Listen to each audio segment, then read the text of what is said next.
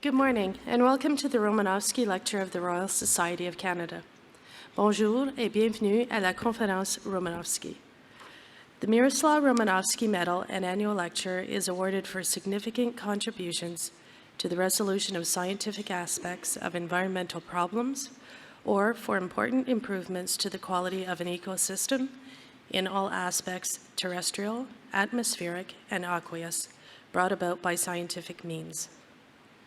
This award was established in 1994 at the generous bequest of the estate of internationally renowned meteorologist Miroslaw Romanowski. Today's lecture will be given by the 2022 winner of the Romanowski Award, Professor Rashid Sumaila. Le professeur Sumaila est professeur Killam et titulaire de la chaire de recherche du Canada, niveau 1, en économie interdisciplinaire des océans et des pêches. Ses spécialités sont la bioéconomie, l'évaluation des écosystèmes marins et l'analyse de problèmes mondiaux tels que les subventions à la pêche illégale, les changements climatiques et les marées noires. Professor Rashid Sumaila is a University Killam Professor and Canada Research Chair, Tier 1, in Interdisciplinary Ocean and Fisheries Economics at the Institute for the Oceans and Fisheries and the School of Public Policy and Global Affairs at the University of British Columbia. He specializes in bioeconomics, marine ecosystem valuation, and the analysis of global issues such as fisheries subsidies, illegal fishing, climate change, and oil spills.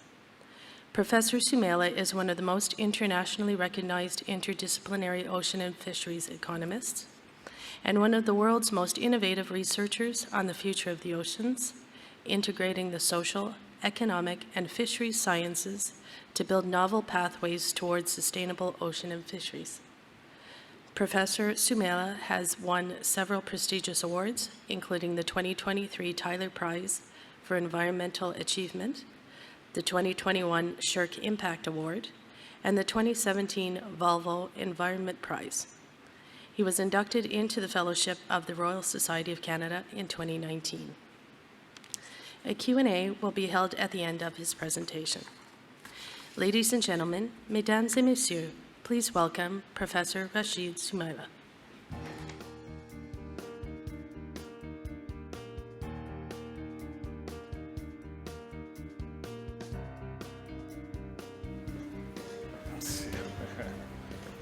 Thank you so much.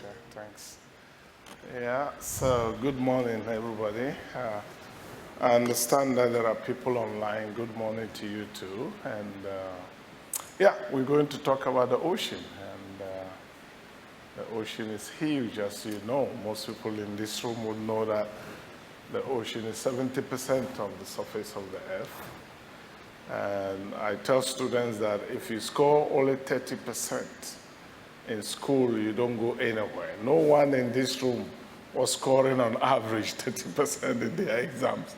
You wouldn't be in this room. So if we mess up 70% of the Earth's surface, which is the ocean, we're in trouble, right? You agree with me? So that's just a little intro to that, to the talk. So the title, as you see it up here, I have to make sure my voice works. I think it will stabilize, right? Sustainable Ocean Ethos. And the title, the subtitle is actually a summary of the conclusion I'm going to reach. The idea that if we want to achieve ocean sustainability, and I think this applies to the environment as a whole, we have to abandon the notion that we, the people, need to take everything, anything, everywhere, all at once, as quickly as possible.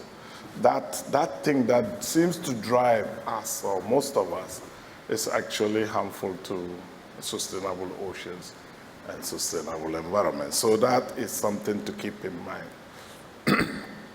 This is how I've decided to arrange the talk. Since I thought I needed to introduce me and my research mainly, just so you know where I stand. And then after that, I talk about a concept of vanishing fish, which actually is the title of Daniel Pauli's book, recent book.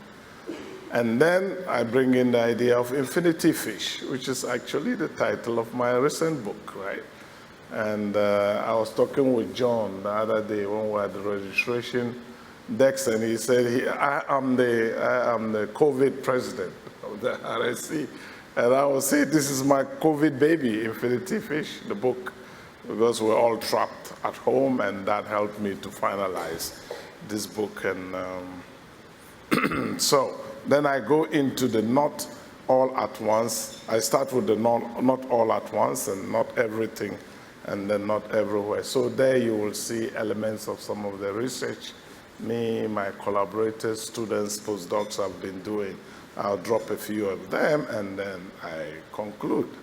You know, we have 1.5 hours for this, which is not typical. Sometimes I'm given 6 minutes to talk. So I believe we have a lot of time to really work together. And after my talk, which I hope will be about 40, 45 minutes, we'll have time to really have a nice discussion, which I think will be fun. So this is my favorite model of the ocean, and we the people, right? And it's so simple and to the point, and I think it applies to all the environment as a whole also. If you think of it, at the bottom, the basic thing we do, we the people, when we go to the ocean or to the environment, we do essentially two things. We take all the things we need, we desire, we want from the ocean, in this case, specifically the ocean. We take these things, the fish, for example, into our economy, into our culture, social systems. We do what we do with them, and at the end of the day, we produce waste. So, and where do they go? They go to the ocean, they go to the environment. So from the ocean and the environment, good things come to us. To the ocean, we send bad things. And all of my work, and I believe anyone here who works with the environment, sustainability, conservation, the struggle is how to ensure that we don't overtake and we don't overpollute. Because if we do the two, we are going to kill this amazing natural system that is helping to sustain us. So the work I do actually hinges on this. I come in with an economic lens, and I work in an interdisciplinary fashion. That's why I have that attached to me as an interdisciplinary ocean and fisheries economist. Why? Because I don't think any single discipline can do this. No way, not even economists. When I tell economists they want to chase me out of the room. No, you got to work together, because we have to understand the biophysics, the ecology, the oceanography, everything about the ocean, right? We've got to understand that. And then we have to understand the economics, what drives people, the social, the cultural, right? We need lawyers, you know, we need philosophers and everything. So this is really an interdisciplinary enterprise. And you have to co-create, you have to do partnerships. And this is not only about scientists, it's also about the users, about the industry, about NGOs, civil society, governments, you know. So this is really huge. And this is not only about the ocean, all our big global national issues have to be tackled this way. And the good news is actually this is being realized by funders, whether it's foundations, whether it is SHRC or NSERC, right? My group have got a lot of support from SHRC in particular, right? With the partnership project. We had Ocean Canada Partnership, and now we have another, solving the food, climate, and biodiversity loss, sustainability issues. So this is good news, because really we need the support to be able to do that.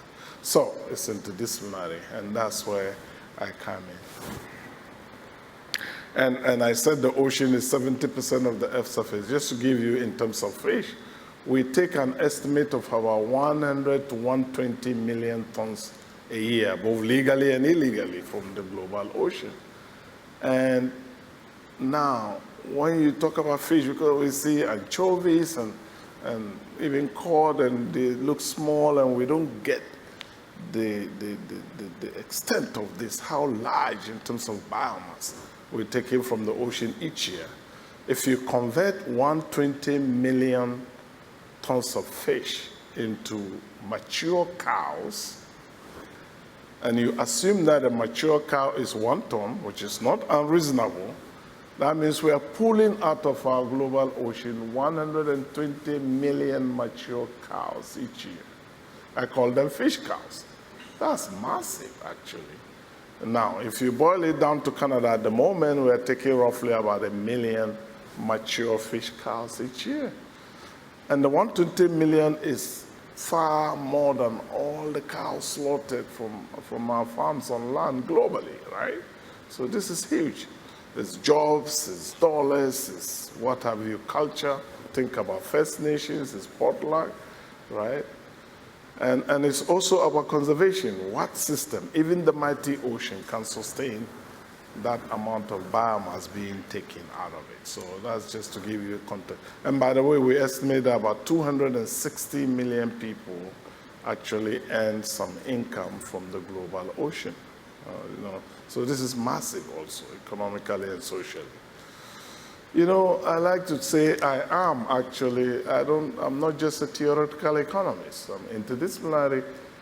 I also care about what I do impacting our situation, improving it on the ground in terms of sustainability, in terms of livelihoods, right? Actually, I believe that my research doesn't have much meaning if it doesn't do these two things. So I do policy-oriented economics, and that has opened doors in ways you can never imagine, actually. So these are pictures, scenes of things I've done. Policymakers do take what we do seriously, because you know what? We all want reasonable quality of life for everybody on earth, right? We want people to live there and reach their potential. At the same time, we don't want to destroy our environment. Nobody wants that. Even those overfishing and polluting, I don't think they deliberately want to do that.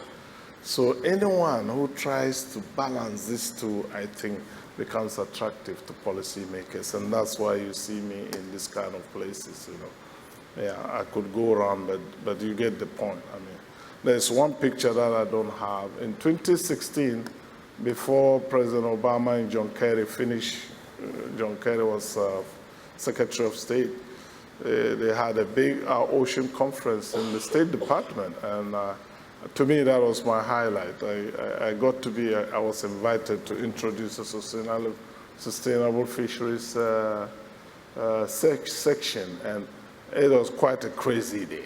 John Kerry started the day, did his talk, introduced President Obama, he came in and gave his talk, so I'm sitting like you, and he's talking, and we're smiling at each other, right? After Obama, it was Leonardo DiCaprio who talked. And after Leonardo, you know who was the next one? Little Rashid. I was the next one to talk that day. This was just incredible. I mean, so that's the kind of thing our work, that's the kind of doors that have been opened. And it's amazing, I think. So this is a long paragraph. You don't need to read it, but I'll read it for you.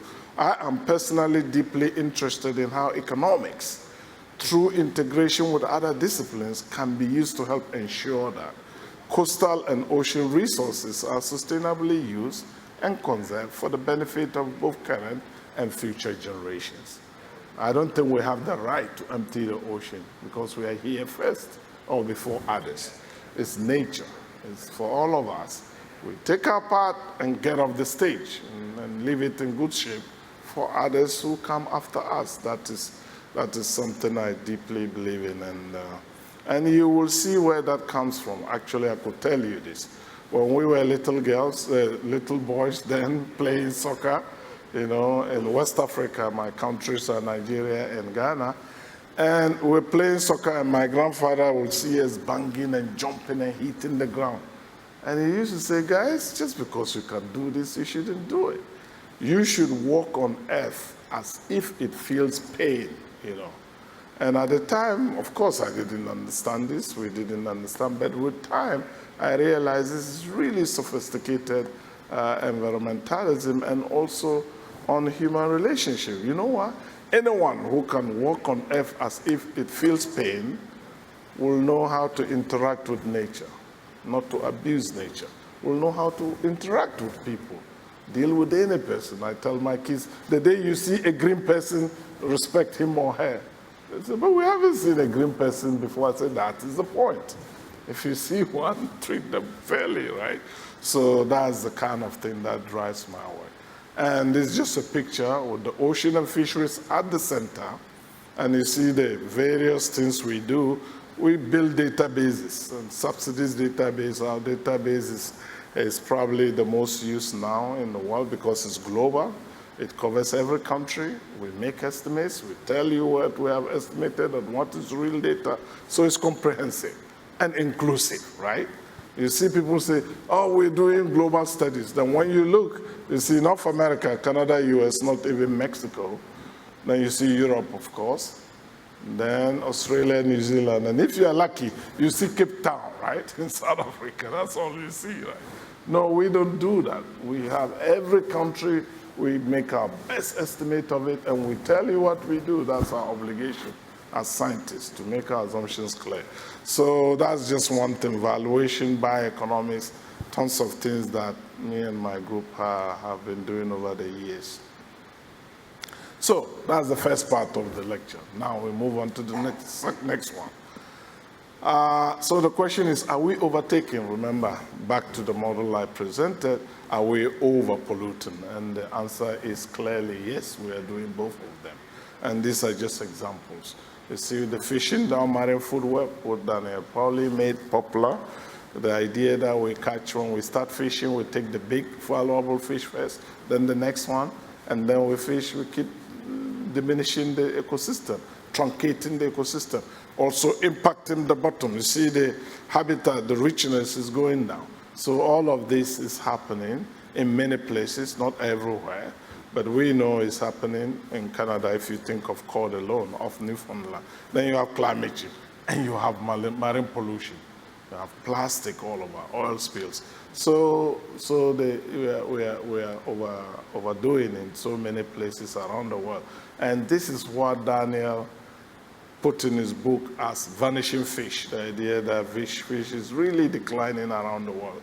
And in Canada, just to give you an example, when I looked at the graph just this morning, again, at the peak of it, Canada was taking about 2.2 million tons a year. This was in the 70s, then about early 70s. 2.2 million. You know how much we take today? Roughly 1 million. It's dropped by more than half, right? That's vanishing fish. It's like this. You see it all over. So these things are real. So what do you do with that?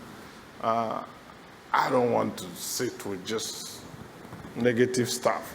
So what do we do to turn this around? This is where my, okay, before I get to that, I can't wait to get to my book, right? But essentially, the reason most of us are worried about biodiversity loss, whether marine or terrestrial, is that ultimately we, the people, suffer the consequences, right? If you take out the fish, you know, who suffers? You think it's the fish? Of course the fish suffers, but ultimately the people who need the fish to live on, right? So the gentleman there says, that all the shrimp I get? Everywhere I go around the world, they tell me this. We used to go for a day and we fill our boat. Now we go for a week, we can get half of the boat filled. That is what the consequence of that is. You look at the lady there, that's an example of an environmental refugee. And this is happening a lot. We're doing a study in West Africa to try to see whether there is direct connection. We hear a lot of anecdotes that people jump onto those rickety boats. You heard them, it's in the news, whether it's Senegal or wherever in West Africa trying to get to Europe. Half of them sink and die with half of our hearts, and the rest go to Europe, and the social and immigration. People who hate this, it's all a mess for everybody. So I think we, those of us in this room, privileged enough, the rich part of the world, really have to take this thing serious. We have to help ensure that the environment is a livable environment everywhere in the world, so people are not forced to to migrate. You can choose to migrate. Many of us did. I did. I came to Canada willingly. That's beautiful. But if you are forced by your circumstances to jump on a boat that you know yourself, the chances of getting over is 10% or 1%. That is something we should all work to deal with. And that connects to the environment. So that's another message coming here. Now, this vanishing fish has consequences on people. We do care about the biodiversity also, but usually people react when you let them realize this is about them. That's why I stress that. So we have to do something about this, and this is where my book comes in. Infinity Fish. I love the title. Do you? Do you like the title? Infinity, from vanishing fish to infinity fish. And what's the idea behind this? I will summarize chapter 1 for you, right? And this book, the title actually came to me when I was asked to come and give a talk in Namibia about fisheries. It was a national fisheries conference. So I go there, and I know Namibia. I studied Namibia before. I know that they have two very important natural resources. One is fish, the other is diamond, right? And they're always arguing and fighting. The diamond people always be, we are the valuable ones, and so on. And they fish on the offshore. They also do diamond mining offshore, so that's why they always clash. So I go up there like this, and I tell them, one of the things I've come to tell you today in Namibia is that fish is actually more valuable than diamond. Oh my gosh, the room goes shocked, right? Who is this guy? What are you telling us? And I had my reasons for saying that. And here they are. Number one, fish is renewable, right? So if we manage fish wisely, we can go in, year out, and get fish to feed ourselves, do our economic things forever, to infinity, right? You can do that because it's renewable. So fish is forever, okay? And mathematically, anything that gives you benefit, if it is small, year in, year out to infinity, if you sum it, what do you get? Infinity benefit. Therefore, infinity fish, right? So that's one reason. Now, how about diamond? The marketeers tell you diamond is forever. I say, no, don't believe them. Diamond is not forever. Why? Because if you dig a ton of diamond today, you are not going to be able to go tomorrow and dig a ton of diamond tomorrow. No, it's not renewable. It's gone forever, right?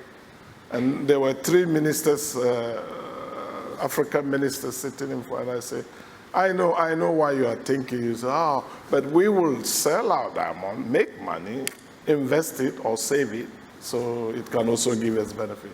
I said, but I know you are from 3 countries, and I know you are all running deficits. You never save money, so I don't want to give you that. I'd rather have my fish to eat every time, rather than believe that you will invest the money and I'll get benefits from it. So that's how I nailed that.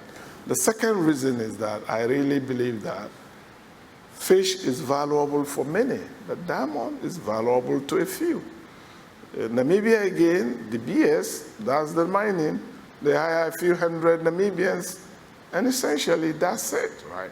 Okay, the country earns foreign exchange, and who knows where it goes, what it is used for. So again, I don't want to rely on that. So I asked the room, I ask you now, tell me, how many of you have seen raw cut diamond in your lifetime in this room? How many? Oh my gosh, 0, right? How many of you have eaten fish this week? Hey, usually that's it. Fish is valuable to many. Diamond is, So the book is about valuation, and I argue that if you don't get values and valuation right, we are in trouble, and that's why we are in trouble and with vanishing fish and so on. So that is just the opening chapter of the book, and it's interesting. I have to say one thing, it's an academic prize, and I don't like the price at all, and I didn't have anything to do with that, just to let you know, and yeah. So fish is more valuable than diamond. The Minister of Fisheries collected my presentation, took me to a room after that, and said, when we're in cabinet, they tell me, oh, who cares about fish? But now I have some argument. So we have to value our staff properly. I think that's the message here. Now, let's start doing that. So I've said this already, that's the bottom line for the talk, so let's see how we go with the not all at once. And here, this, you know where this title comes from. It's from the movie that won 7 Academy Awards, if I get it right this year. I was sitting watching the movie and the title is Everything, Everywhere, All at Once. And I said, my God, for our nature, we can't do this. I mean, it cannot be everything, everywhere, all at once, because we'll take it down.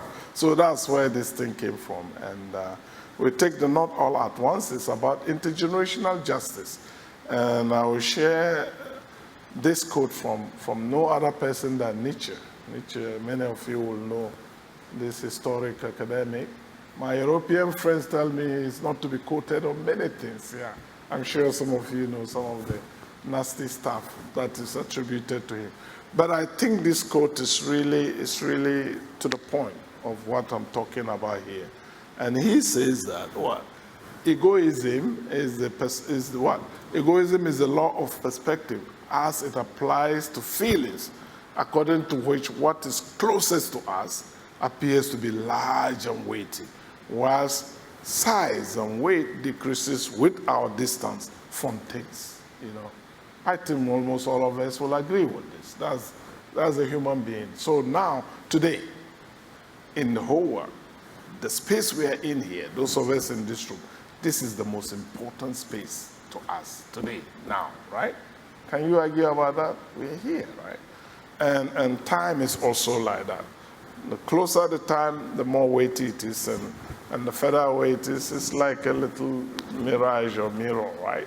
So I think this captures it well, and economists actually use this a lot. In all our papers, you see discounting, which is the idea that $1 to you, a benefit to you today, is more weighty than the same benefit coming to you in the future, right? So we discount this in economics.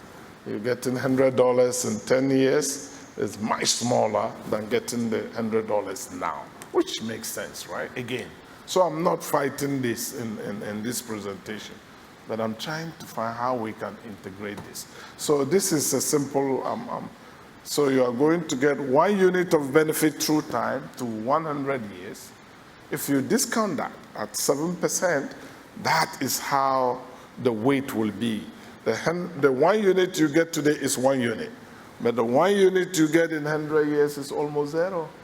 So that's how the weighting does. Discounting does this to you as with time. So if you look at this, and we use this to make policy, that is the issue, right? Essentially what this does is it weights the fish we eat now much heavier than the fish of Canadians who will be here in 50 years, right? And it makes sense, because in 50 years I wouldn't be here. I know that for sure, right? So the fish is not valuable to me. But my granddaughter, grandson, of course, the fish is valuable to them. So that this thing kept me thinking. And what I did was to say, okay, let's assume there are 5 generations. Each fisher comes in, they fish for 20 years and they retire, right? And if you collect their benefit under that curve you saw here, under this curve, if you collect the sum, if you sum the benefit under the curve, the discounting curve for each of the 20 years, that is what you get. And I ask you, is this fair if you use this to do your policy and decide? You know, and our governments do this. So you hear Prime Minister saying, and I think there was one who said this, no names mentioned, who said, we'll start doing something about climate change in 50 years. Yeah, of course, in 50 years it's dead and gone, right? But you leave what for the next generation? And that's what you see here. So I asked the question, but is this fair? And to check that question more closely, I decided that, you know, the way we value in economics, we take now our time clock, the current generation, and we use it to value all benefits into the future. So I kind of identify that as the problem. Because if you do that, then you are counting your grandson's fish as if it is your fish. And that doesn't make sense, because you don't need that fish at that time, but they will need it. So I kind of said, how about we introduce a discounting clock for each generation. So you come here, you start your clock, you discount it. The day you get off stage, the next generation starts their own discounting, right? So that was a really simple idea. It was like eureka when I got to this. So you can discount, I'm not fighting you, but don't discount your grandchildren's fish or next generation fish as if it is yours, because you give it the wrong value. So that is the idea here. And that I took forward. We published papers on it. This is being applied not only in fisheries, in agriculture. I've seen it in finance being applied.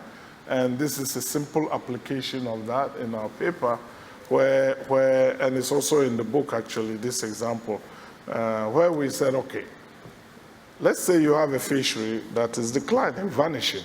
And this is an example using the ecosystem of Iceland, okay? So prediction is that they keep depleting the fish. So we say, okay, let's say the Icelandic people say, no, this doesn't make sense. We want to put in a measure to rebuild. And Canada is thinking a lot about rebuilding these days. So we want to rebuild. So we put in a regime, we say, let's take out 50% of the bottom trawlers, because we know what they do to the bottom. There's a lot of bycatch and so on. So we take 50% for 25 years, give the fish a break. Ecologically, nature is very kind. If you give them a break, usually nature comes back. If the damage is not deep enough, nature always comes back, right? So after 25 years, there is a rebuilding, and then instead of the lower catches in the 25, you are able to catch sustainably a higher amount. That's the straight line you see here. And then we compared it to, if you continue doing what you are doing now, the decline continues. And then we use the conventional approach, one clock for everybody to evaluate, and then we use our approach, which is each generation has their own discounting clock. And that's the results you see in the bar chart there. So if you use conventional economics, which most economists still do, what do you say? You say rebuilding doesn't make sense. No, we shouldn't rebuild, because the benefits of just continuing what we are doing is actually higher than rebuilding, even though you get more fish. By the time the fish comes, the discounting takes it down, you know. And actually, we applied it to the Court of Newfoundland, and we saw that the depletion we realized was actually the economically sensible thing for the fishers at the time to do.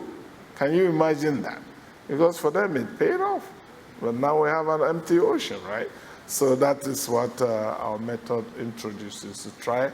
Essentially, we're just counting future generation fish, giving them more weight because it is not our fish, it's their fish.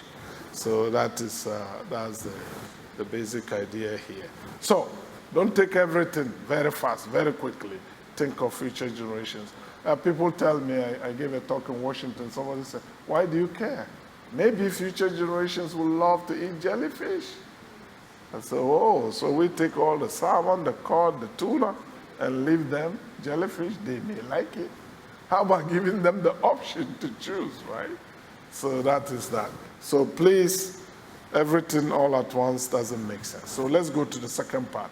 And these ones are shorter. So very soon we'll get to the Q&A, which I think would be interesting, right? So not everything. I see this as biodiversity justice, essentially. And just 2 slides. The first one is, I don't think we should fish what I call, and many of us call, orphans of the ocean. You know what that concept is?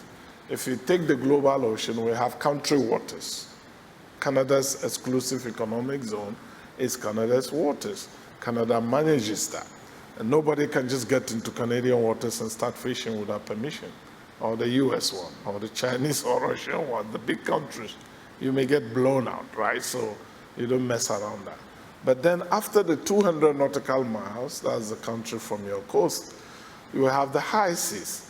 Out there, we have animals that don't have governments that are really managing or looking after them. So we call those species orphans of the ocean, essentially. And they are very special, many of them. They're deep sea animals. They live very long. They grow very slowly. if you insist on catching most of them, you actually end up mining them. It's like the diamond, right? Because the growth is so low. Remember, deep in the ocean, there's less light, there's less food, so they're very economical to keep going. Some of them live up to 100 years, longer than grandpa and grandma, So I like to say that I think anything that can live as long as your grandma and grandpa, please leave them alone, right? Leave them alone. And they live all their life in the deep, that's fine. And actually, we don't eat much of this. There are a few species like orange roughy. Actually, they have names like people. Alfonsino is a deep sea fish, right, because of that. So those are the kind of species that I think, and many, I guess, also think that we should leave them alone. They don't add much to our food security and our job. In fact, what they do with some of them is fashion products, like perfumes and so on, right? So that's what I'm talking about. Leave those things that can live as long as grandma and grandpa alone, Yeah, so then the second thing here is about deep sea mining. And this has been occupying my attention recently because there's such a big push to go down there and actually mine for nodules. Nodules, not noodles, right? Nodules. They are all these minerals down on the seafloor, and people are salivating. There's big money to go in there and take, but that's a very delicate part of the ocean. And so many are opposed to this. The International Seabed Authority, which was put together by the UN to monitor and regulate the mining, that if it takes place, they just had their meeting in Kingston, Jamaica, and I don't think they have come to any conclusion. So the mining hasn't started yet, but there's a big push. I think one of the leading companies is actually a Vancouver-based one, the metals company, and there's a lot of pressure not to start, at least until we understand more. And Canada, to its credit, is one of the 23 countries that have already called for a moratorium, so we understand what is going on. So that's the part. We got a paper on the 8th of this month, actually, published, where we kind of summarize what the literature says from the economic side of things. I guess it will be an interesting reading, actually. It's a comment to this journal. So that's another thing that worries me, mainly because we don't have enough knowledge to go in there, take the minerals without harming the ecosystem. And if we do that, there's one estimate says that the damage they can cause, the cost of fixing that damage is more than the cost of all the defense budget of all countries of the world, which is about $2 trillion, by the way. So this is serious stuff, and many people are trying to ensure that we don't get in there. And think of land, what we do with land that we can see, what these companies will do when they get deep into the ocean. So that's an alert for all of us. The final part, not everywhere. This is about biodiversity justice, it's about economic justice, climate justice, and also social justice, all taken together. And this is about the high seas, essentially. So this is our ocean. The light blue areas are country waters, as I described. So you go off the Pacific coast, Atlantic, or the Arctic. You see areas that are Canadian waters. That's managed, controlled, is supposed to be by Canada and all nations. Some nations do better than others, and that's another topic. But at least we know who has control of that. The deep blue part is the high seas, and that's very large. It's 2/3 of the ocean, which is half of the surface of the earth. We take only about 4 to 8% of the global catch from the high seas, both fishing in the high seas.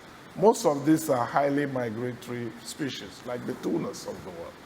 So they don't wait for them to catch them in the country waters, they go after them in the high seas. And what you do in the high seas naturally, it can impact what happens in country waters. Because remember, we have one global ocean really, And I like to joke, I say fish don't need visa. They don't need visa to go anywhere. Mexican fish, American fish, they just go. No wall can stop them. I haven't seen that one. I was in London during Brexit. I said, you can Brexit as much as you want. French fish, British fish, they don't care, right? They go where they go. So there is that connection, and we have to take that into account. Yeah. And what does it mean? So one of the first things we did, our group in a collaborative work, was to ask the question, how much of the fish we take from the ocean comes solely from fish that live all their lives in the high seas? Okay? So that's one. How much of the fish we catch comes from fish that live all their life in country waters, and how much go in and out, in the high seas and country waters? And the results blew my mind, even me, right? You don't see the proportion of fish that live only in the high seas. These are the slow-growing fish I talked to you about.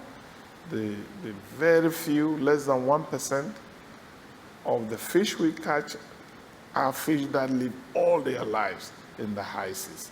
And again, this was another eureka for me. If that is so small, then why do we go?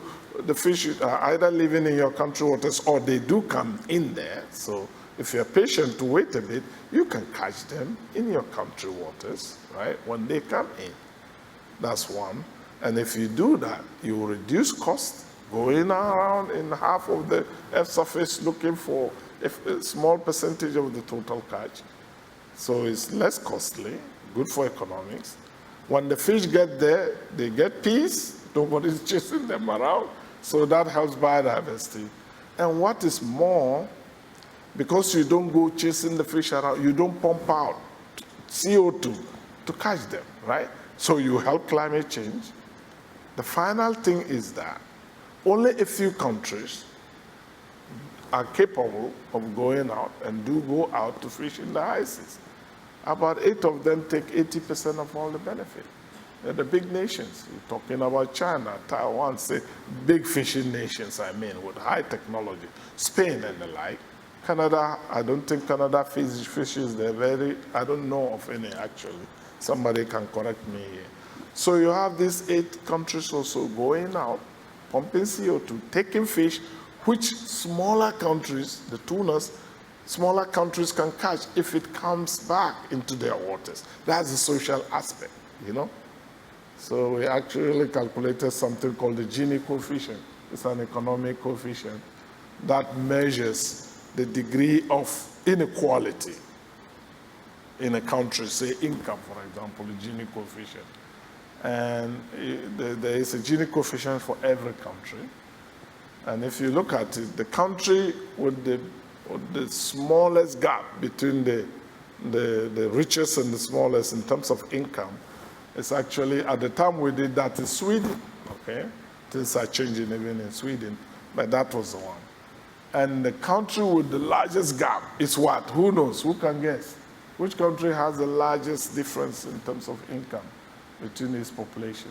Any guess? I want to hear another voice. Is it Canada? No, it's not Canada. Which one? USA.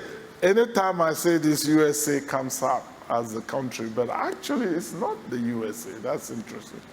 And it is actually South Africa, And when I say it, then people realize, right? That's what apartheid can do, right?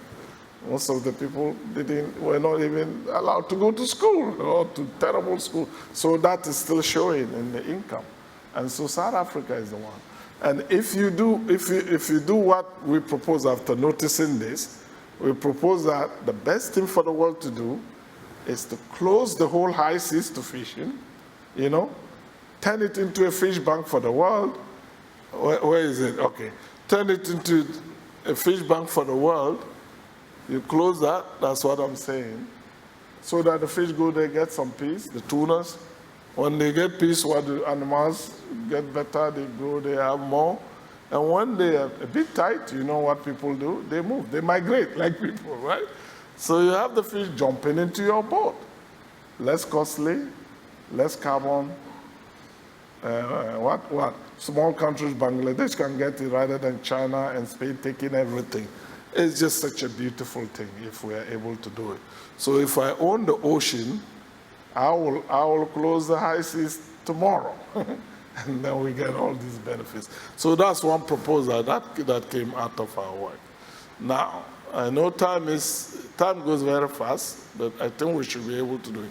So given these three things I've just quickly talked about, I have come to the conclusion that the way to sustain our ocean is not to aim to take everything everywhere all at once in our oceans. And if we're able to do that, we get our valuation right, we'll be able to deal with this mess, the vanishing fish mess. We will be able to deal with policies that really undermine nature, like giving your taxpayer money to pay part of the fuel so fishing boats can go fish when it is not viable economically. So you encourage them to deplete the resource that they depend on. If you can, we understand we will not do that. And this picture, I like showing it. I believe I can push that point in.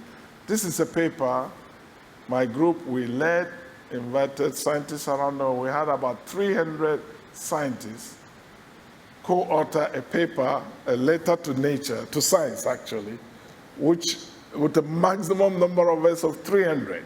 So 300 scientists, 300 words. I told the Director General of the World Trade Organization, I call her Sister Ngozi. I told her that that's the most valuable paper she can ever get hold of, because every scientist contributed a word on average, you know. So it was so powerful, she actually organized for me to hand this off to her. She made a copy and sent to all ambassadors to the WTO around the world. And the point I make, I was in Accra actually, we had a conference in Accra last week. I showed them this picture and I said two things. I said, number one, I have gone through 4 the Director Generals of the WTO, all of them men. This is the first woman to ever lead the WTO, and she got us an agreement last year. All right? So a big hand to our ladies. She did it. The guys couldn't do it, right? And she is an African lady. That's another plus in my view. So I told them in Accra, if Africa really wants to start moving seriously, we cannot continue not to give our girls and women the same opportunity as the continent gives to boys and girls. Because half of your brain is not being used. That is serious, right? And I even added, I said, I believe it's more than half, actually.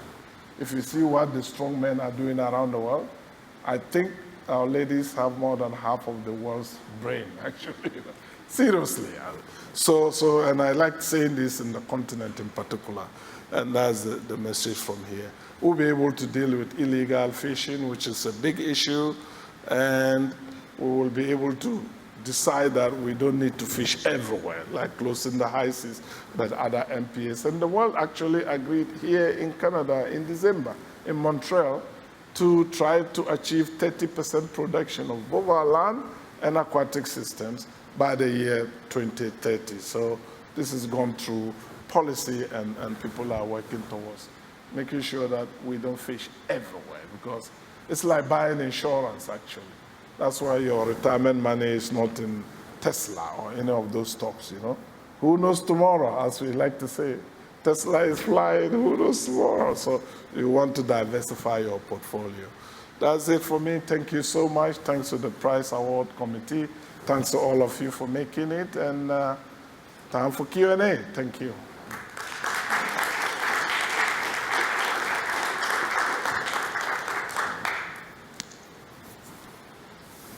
Yes. Who wants to? There's somebody there. Wonderful. Over there. Yeah. Hi, thank you for a wonderful lecture over here. Yeah, good. Yeah. Leah, you're I calling see. from UBC, Ah, Math Department. that's good. How do you avoid having predatory fishing by countries that just don't care to sign treaties and just, do what they do? Yeah. Difficult question, obviously, and there are international regulations, like we have the IPO, there is an agreement on illegal fishing that countries sign on to. For example, you shouldn't, before you allow any fish to be landed in your port, you have to check their documentation to see whether the fish comes from a legal source. So there are those kinds of rules that are playing out international. But then you have the problem you raised. There are some countries that just don't obey that. What do you do with them? Usually they are big countries, you can't do much about that. You can't even threaten them. So this is where I think citizens, civil society within the countries can have a lot of possibilities to really push their governments to take action. And think of subsidies, for example, right? I mean, countries shouldn't, and a lot of the boats that go around doing that kind of thing, they get free taxpayer money to go. We had a paper where we tried to estimate the burden of the subsidies. So if China gives subsidies, or another country, Spain, where does the impact really land? They have distant water fishing fleets. They go to Latin America, they go to Africa, West Africa, and take the fish because of government money. If without that, they won't be able to go there. So take out those subsidies and hopefully that will help. Yeah, but there's the problem of the big countries that just don't obey international rules. What do we do about that? Thank you for the question.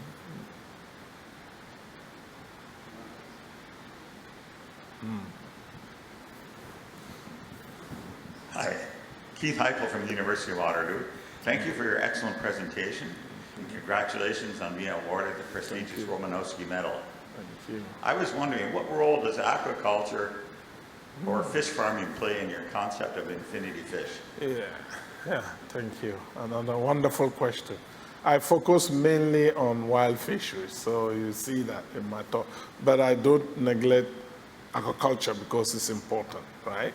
It's contributed, according to the FAO, about half of the fish we eat directly is aquaculture. So, and since the 80s, it's been growing. It's been growing, and that has led people to really put a lot of hope on aquaculture, which I take some issues with, because there's no free lunch, economists say, right? Fish farms are not just magic coming, because they need inputs and they also produce waste. And you have escapees, so you have to do that wisely. And there are at least two types of aquaculture. You have flesh-eating aquaculture, like salmon, tuna. You have to feed them with other fish, anchovies, sardines, crush them and feed them.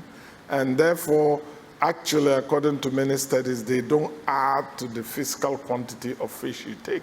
You have to crush sometimes, most of the time, more than 1 kilo in order to get 1 kilo of salmon or tuna, right? So there's that. But then we have aquaculture that's based on fish that don't need that.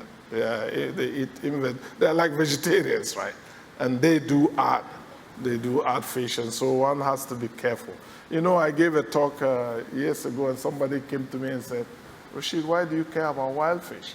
I said, why not? He said, we don't need to care because we can farm all the fish the world needs in one high-rise building in Holland, he told me. Whoa! And then I said, wow, that high-rise building must be really high, you know? and will it give us all the inputs, all the water, all the feed? Will it just swallow up the waste that comes from agriculture, you know? So this person obviously doesn't understand that simple model I gave. So what I did, I didn't know they do a lot of house boundary, animal house boundary in buildings in Holland. That's why he said that. But what he didn't know or ignored is that one of the problems they have is where to dispose the pee from the pigs, from the animals. Because the farmers are complaining, they're polluting when you go. So there is that. That led me to do a paper, 2022, and the title of the paper is Aquaculture Over Optimism. Yeah. So then, you know, reviewers forced me to put that question mark. You know, I wanted to say aquaculture over optimism, right? Yeah. So I put a question mark just to get through. But there you see my view on agriculture. It has a role to play. If we do it wisely, like everything, it can contribute. But if we mess up, it can really, on the West Coast in Vancouver, I mean, many people don't want to see salmon farming there because of escapees and also, yeah. All right, I hope I touch on your questions enough, yeah. Thanks. Thank you. Very nice talk. Sort of took me back to thinking about much more fundamental issues that we have. All of us, I don't want to blame anybody, we take more than we need.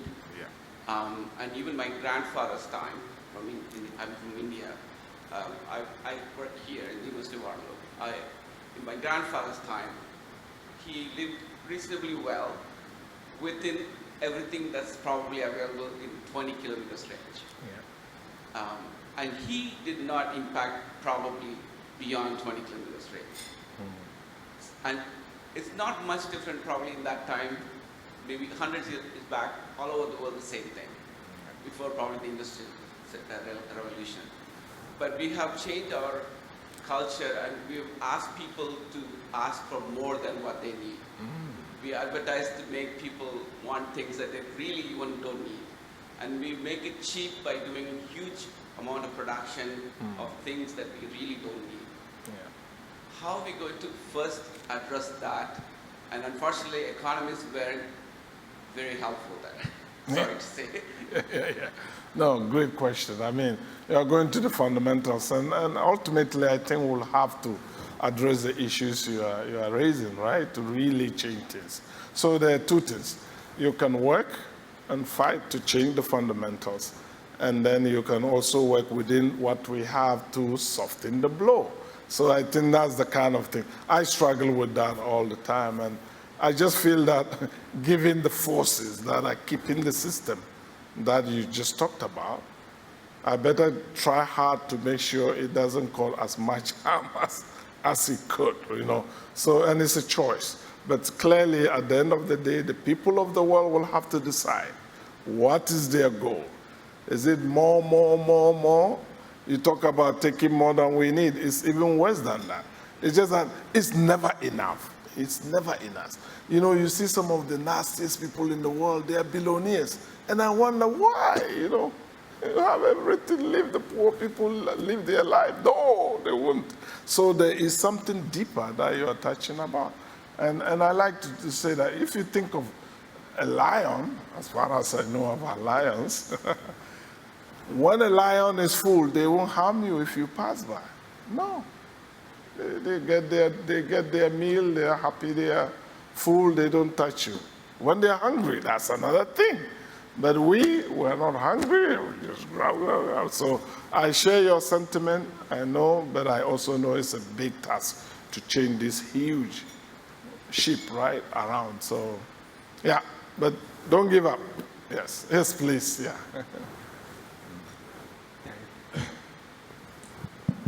Thank you very much for your wonderful presentation. I'm from Vijaya Raghavan from McDonald campus, McGill University. Now, sitting here thinking about future. So 2050, well, perhaps we are going to get to 9.5, 10 billion world. So pundits think that we need to produce 70 to 80% more food. So now, when we look at the production systems, agricultural systems, we definitely, the land mass is going down. So now C is there, you wonderfully presented to us to polluting aspect of it. So now, is the equation going to change as we move forward? Because the land is limited, fish is the open sea, and aquaculture is also part of the equation. So you are an economist thinking many aspects with respect to policies. How do you see this challenge that we are going to have for sustainable food systems? Food systems, yeah. Thank you again. I mean, big questions, and I can only try, right? And see what I do with that. You know, your question reminded me, before COVID, we had a meeting at Stanford where we were talking about issues like this. And somewhere in the discussion, I just felt we're kind of stuck in some space that, or in a box that we don't want to think outside of. So this estimate of we need 80% more food, right? Do we really need that? You know, that's a question I ask. How about the waste? 1/3 of the food in Canada and the US is wasted. How about doing something about that? And do we really, look at I'm hiding behind the podium so you don't see my belly, right? How about if I ate less, I might be fitter and better, right? So the consumption rate, do we need to maintain that, especially in the rich part of the world, right? So there are those kind of questions we need to deal with. The final point on this is also about policy, and I have to be careful here to how I say this. In terms of climate, for example, what I see is that a lot of our policies are based on people who care, voluntary people who care. I know some of you ride bicycles to work because you care about CO2, right? Some of my colleagues do that. I walk to the office every day, right? So people who care taking the burden. But I don't think that will be enough. I mean, we need broader policy to really change some of this. And there's a little hope. I got that hope from France, actually. I don't know how many of you have followed this.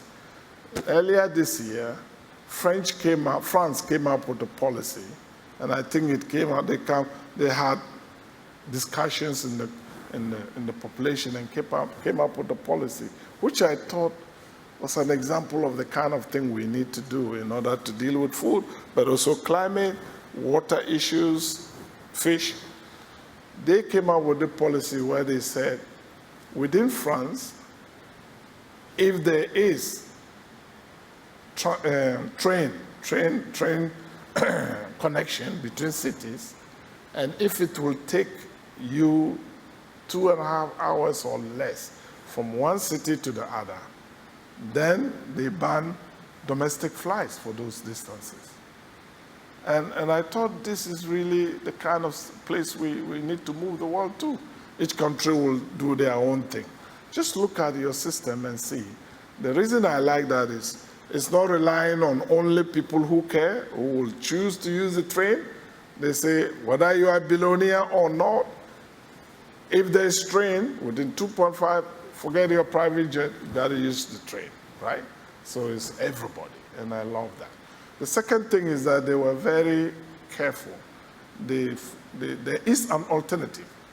There is a train that can take you there, right? So they are not out to make our life difficult unnecessarily.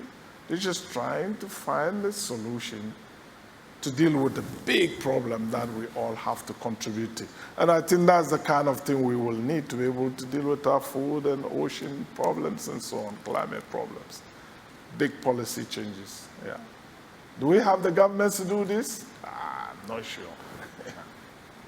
Please, yeah. Is it on? Oh, okay. Oh, thank you, Dr. Sumaila, for a really eye-opening talk. I'm Stephanie Colombo from Dalhousie University. I learned a new term, intergenerational justice, which I find really interesting, and I like that you had some actionable items that we could actually do in the future. Stop fishing in the high seas. That seems like a pretty simple solution. And obviously, overfishing is a problem, and it's been a problem for decades. My question is about climate change, which one of the problems is temperature, obviously, among many other things, but with temperature we're seeing dispersion of fish populations, and populations are moving in places which may not be accessible for fisheries, even if they're fished sustainably. So my question is, do you include that in fisheries economic models, and how do you account for that? Yeah. No, climate is one of the areas we study, and I say we because it's collective, actually. You have William Chung, is currently our director. He's the ecologist. he looks at the effects of climate on the ocean and the animals, right? Then you have Daniel, who does ecology, and I come in with the economics, and the three together, we have produced some interesting results, I believe. This movement of the fish, right? And that has consequences, you know. The fish is moving from the middle of the earth, the equator, if you like, towards the poles.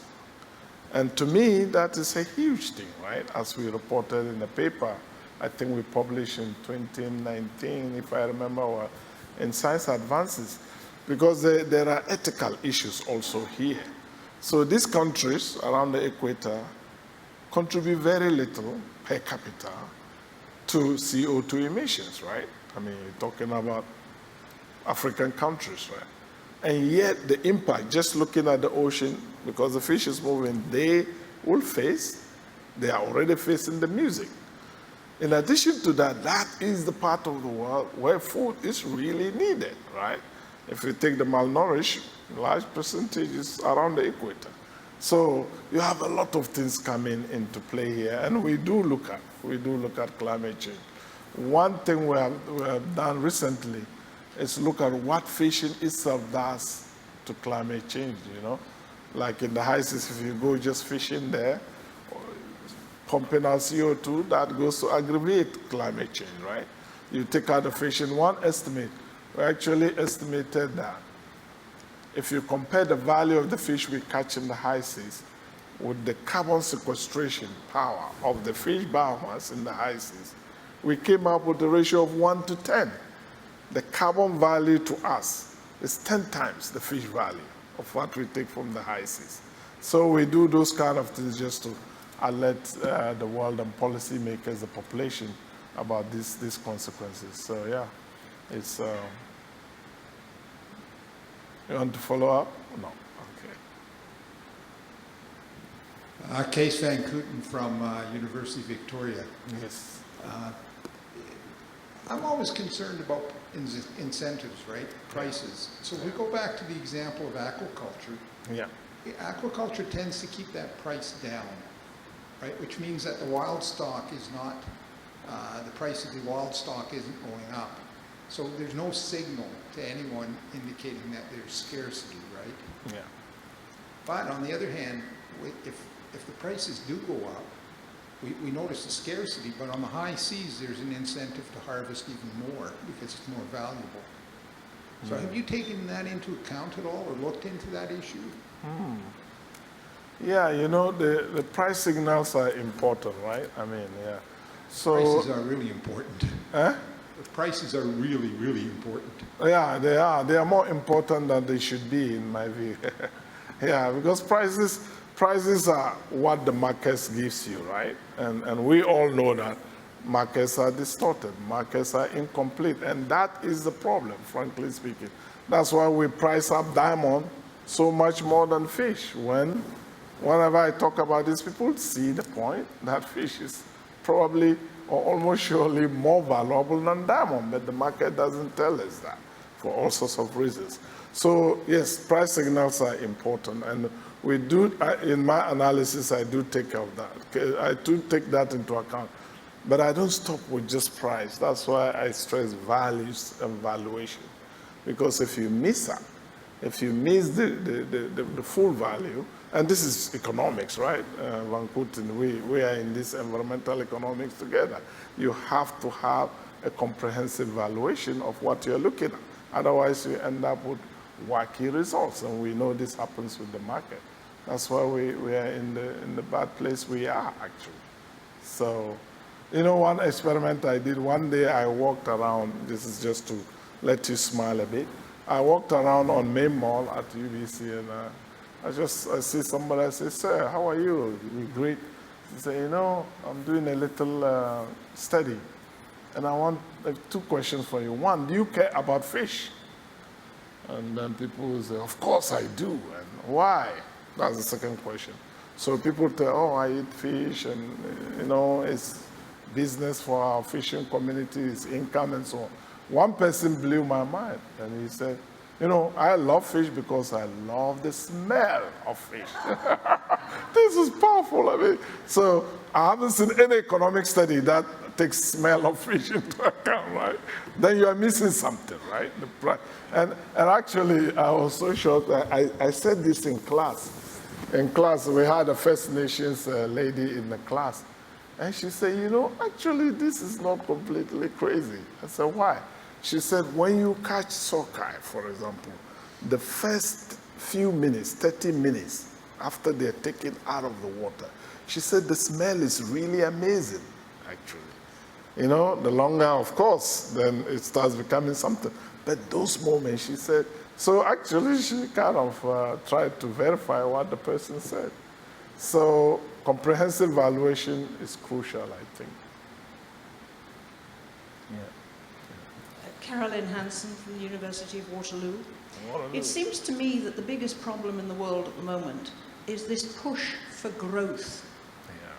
When I was a child, which is many decades ago, there was a huge push to limit population growth. Everybody was scared of an increase in population. Yeah. Now it's almost apolitical to mention limiting population growth. We've got to have growth of the GDP, we've got to have growth of this, that, the other. We've got to have growth of our personal property, everything. Why can't we just accept the status quo and say we don't need any more growth? Wonderful. You know, Yeah. it just seems to me that's the... Yeah, fantastic. People want power, and therefore they, you know.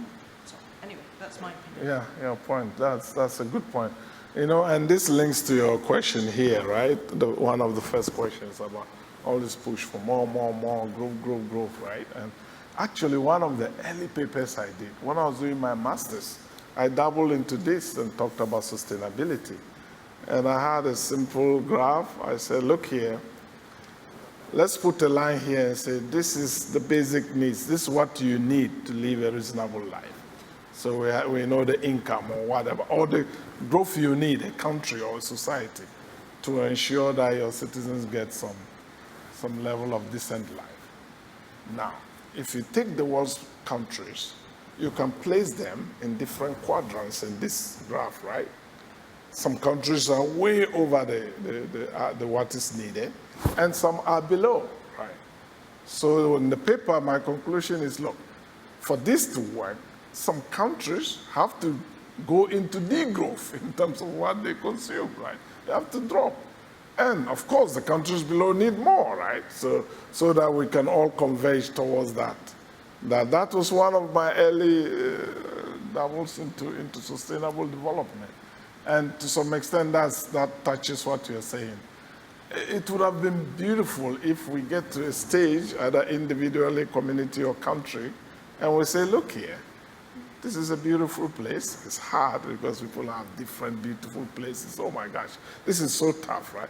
Let's say on average, and then you say, at this moment, what we're going to do is actually to grow enough to fill up the depreciation or whatever, right? And that would be a nice place to be. But you know, some of us want that, and some of us are pushing for the limit. Oh gosh. They want to take all our pollution to space, right? You remember hearing that, right?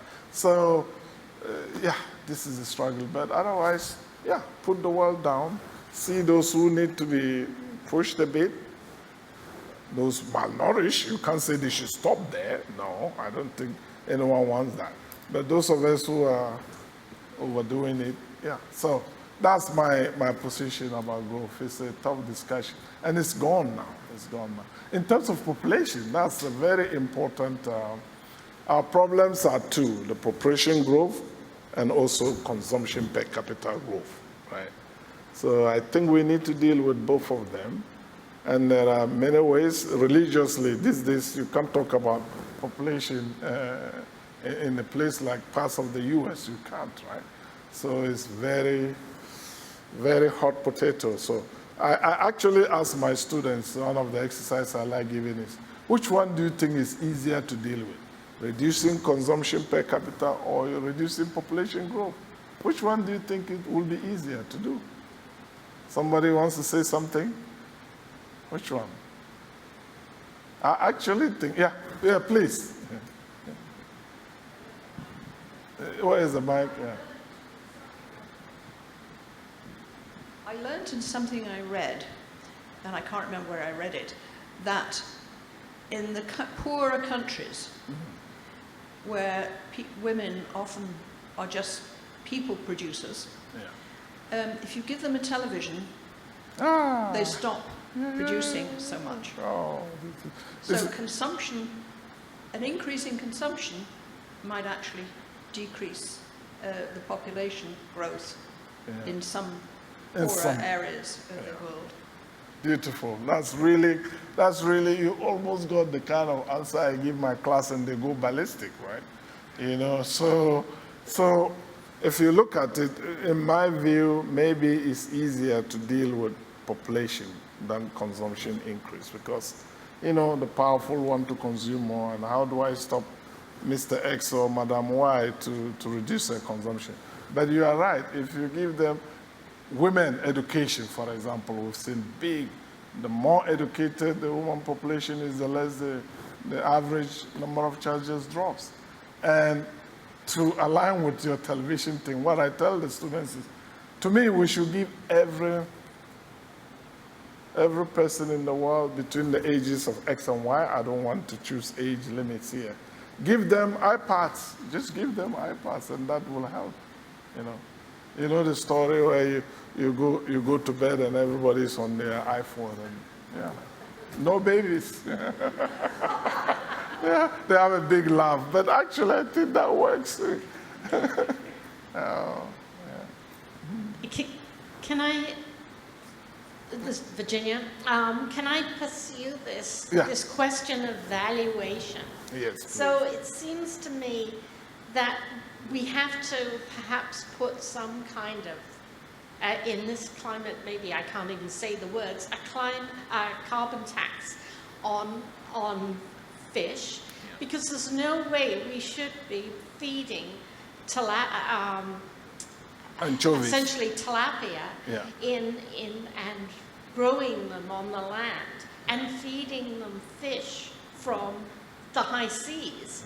It makes no sense at all. And if we could, since tilapia are vegetarians, all we need is to do some research and figure out how to grow plants so that tilapia will eat them and then grow. So somehow we need to have, I think, some kind of carbon tax on it. And so as an economist, is that possible?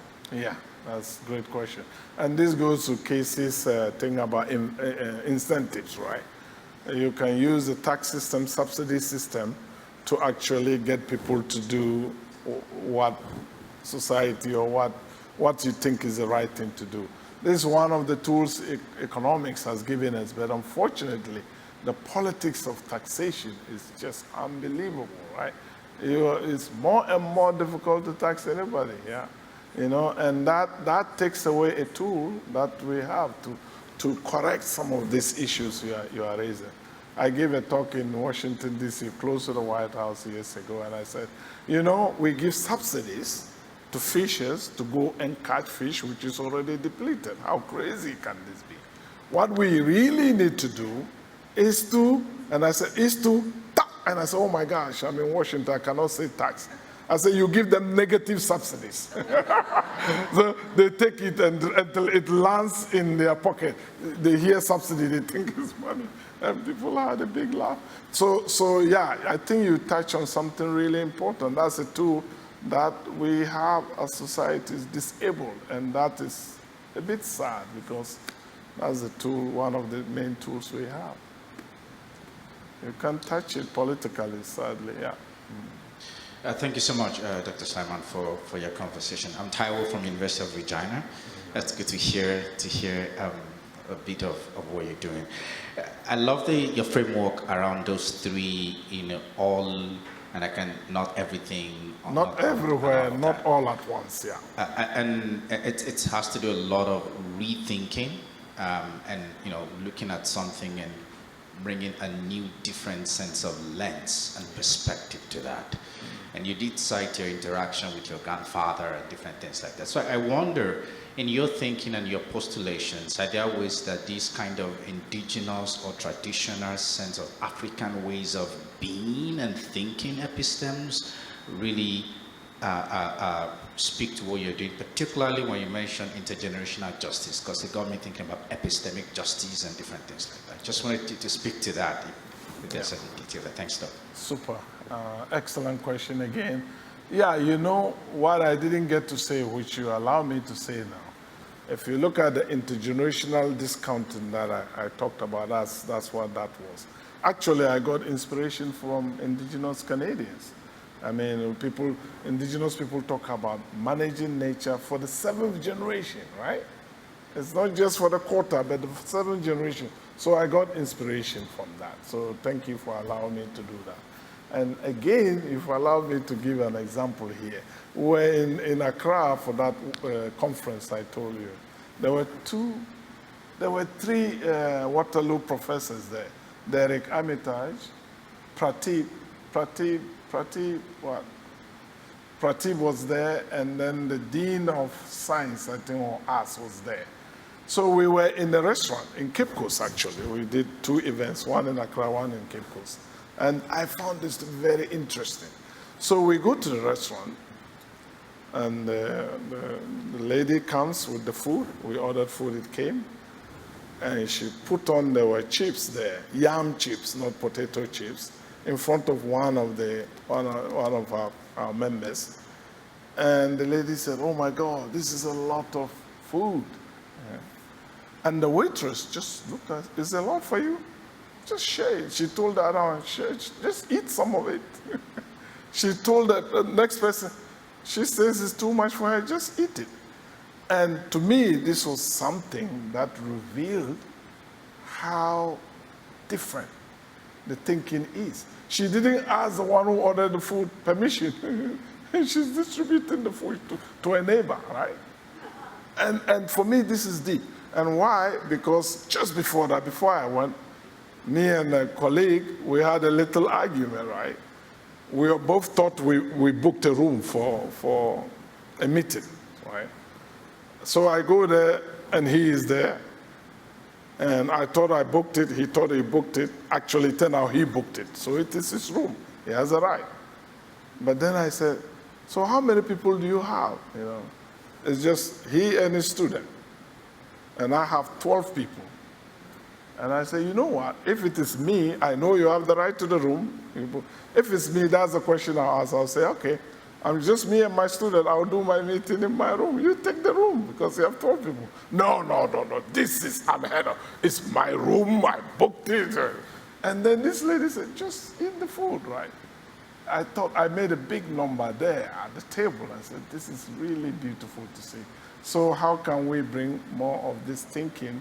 And that will deal with the more, take, right? And so on and so forth. So you're touching on something. I know you do something in culture, right? What's your field, right? So collaboration. Let's talk. Let's join forces. Bring your knowledge. We'll bring our ocean science and do something new and interesting. All right? Thank you. Open invitation. Yeah. Yes.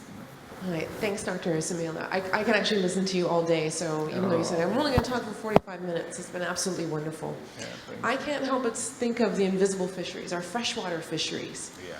And they come with their own complex set of intergenerational equality, biodiversity, justice, and as well social justice. So, do you think you'd be able to write a book of infinity fish for our freshwater systems, and are you optimistic for that as well? I'd love to hear your thoughts. I like that. I like this a lot because in the Ghana meeting, we're talking about the blue economy. And I started by saying, when I talk about blue economy, I'm talking about aquatic systems, not just the ocean.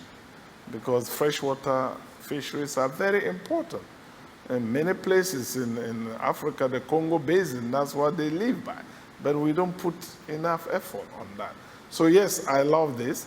And years ago, I got a young Ghanaian scholar visit UBC.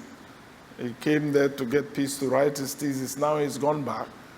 And I've helped him to design a Blue Economy Institute for Freshwater Fisheries. So you are touching on something that has been on my mind too. And hopefully along the line, there will be a book. And thank you for for dropping the idea. And again, we can keep talking. Are you in freshwater systems? Is that why? That's what you do. Okay. Wonderful. Thank you. Thank you. Yeah.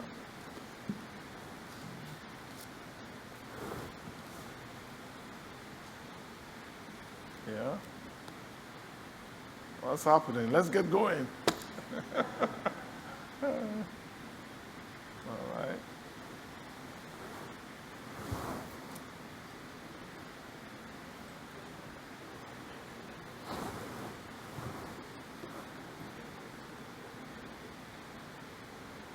Oh, she went all around. Thanks so much, Rashid. Yeah, thank you. I always love the language and the metaphors and the layers in your analysis. You focused a lot, I think, and I understand why, on catching fish for food. But can you say a little bit more about the other values that are created for us by healthy oceans? And also about how, I mean, my understanding of some of Daniel Pauly's work and so on is that fishing down food systems actually undermines productivity of oceans, and as does pollution and so on. So can you just kind of broaden out a little bit from fish as food to a kind of broader discussion about the value of oceans in other ways? Yeah. Thank you again for giving that opportunity to open up a bit.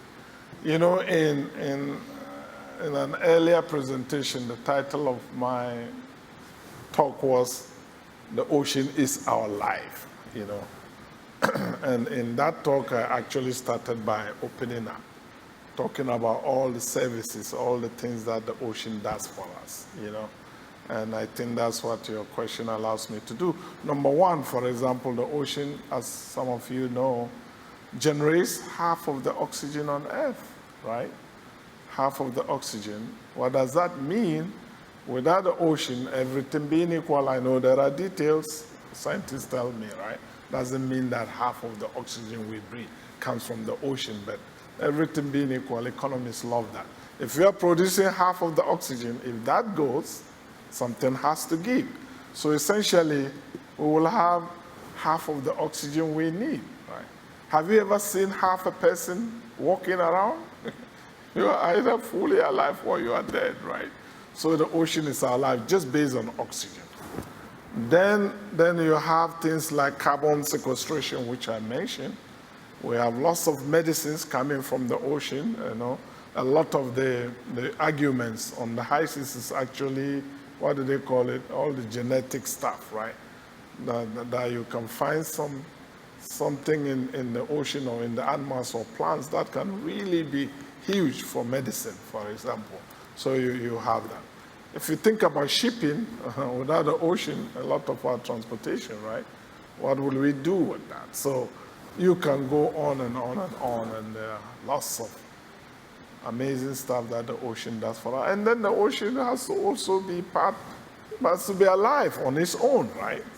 Yeah, and I talk about, people tell, for example, we say, the seals are eating all our salmon. So what do?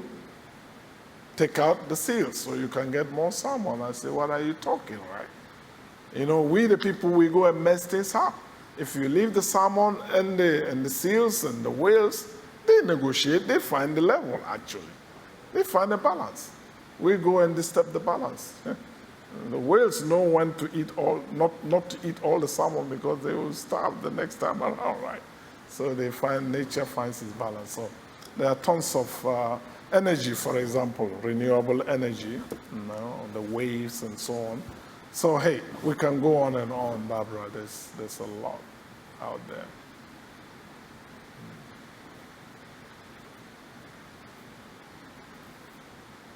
Yeah, the ocean is our life, okay?